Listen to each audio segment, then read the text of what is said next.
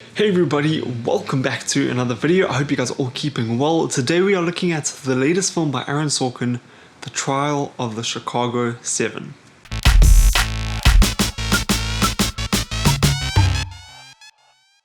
So this film was just released onto Netflix today. This is the second film that Aaron Sorkin has directed, his first one being Molly's Game. And if you are a fan of films, you will know that Aaron Sorkin is a fantastic screenwriter. He's written the screenplays for films such as Steve Jobs and The Social Network and Moneyball, etc. There's a lot of other great films that he's written as well.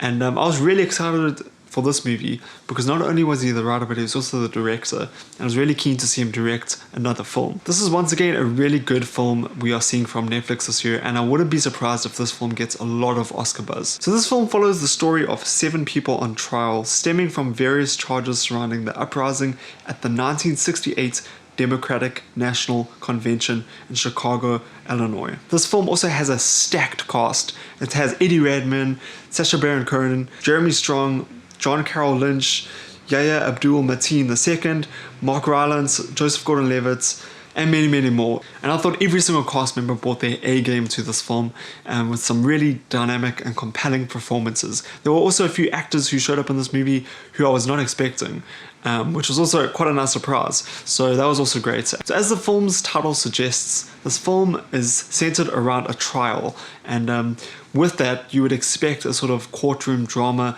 sort of film with regards to the trial of the Chicago 7, and you do get that. And for myself personally, I'm not a massive fan of these sort of movies, to be honest, but I was really curious and interested to see what this film was going to be like because I'm a big fan of Aaron Sorkin. And going into this movie, I really did not know what to expect. I'm not familiar with the trial of the Chicago 7 in the slightest. I didn't know the outcome of the story. I didn't know who the story was centered around or focused on, but I must say I was really entertained, and I found the film very interesting as well. And I thought through Aaron Sorkin's writing and his direction in the film, you really do get a sense of who these people were and why you should care for them in this trial.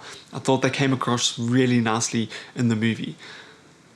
Majority of the film is definitely centered in the courtroom, and that makes for some really good back and forth between characters. And as you know, Aaron Sorkin is a fantastic writer, so the dialogue and the performances, it's just all very riveting, and I really did find that quite exciting at times, even though it's taking place in one location throughout the majority of the movie. That being said though, there are other parts of the film that are not taking place in the courtroom, and those were also extremely engaging scenes, and I thought they were just adding some great depth to the characters and to the story. Another thing I really enjoyed about this film is how relevant it feels to today's society.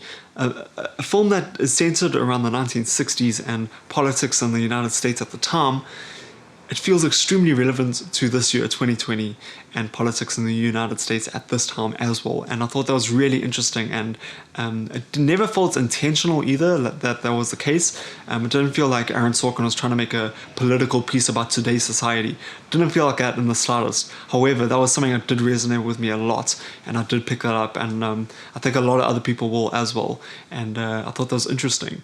So I really, really enjoyed this film. To be honest, I don't know if many other people are going to share the same enthusiasm about the film as I do. It is a pretty long film, and it does sometimes feel like a bit of a slow burn. However, the whoopee dialogue and the characters and just the story itself, for me, was very engaging. And I think because of all those elements working so nicely together, that's one of the big reasons why I really loved this movie. There are also just really great moments in this film that make you feel on edge and frustrated with what's going on, but then there are other moments of triumph and just like excitement as well, and you really do feel like happy in certain moments of the movie. So I really enjoyed this film. I thought it was extremely engaging. It is a bit of a slow burn at times, but for me that didn't bother me because of the really great writing style of Aaron Sorkin and his direction, and also because of the really interesting characters and their part in the story. So I highly recommend this film. It is on Netflix right now. I'm going to give it a 4 out of 5 stars, and I do think it's going to sweep up at the Oscars if the Oscars end up happening this year as usual. I think it's a very strong movie with really compelling performances, and a movie that is surprisingly very relevant to 2020 as well. So guys, those are my thoughts on the trial of the Chicago 7. If you have seen the film, please let me know your thoughts in the comments down below. If you have not yet seen it, what has so far been one of your favorite films that have been written or directed by Aaron Sorkin? I'd love to know your thoughts on that in the comments down below. Thanks so much for watching this. I really do appreciate it. Hope you guys have a fantastic weekend, and I'll see you guys in the next video. Bye bye.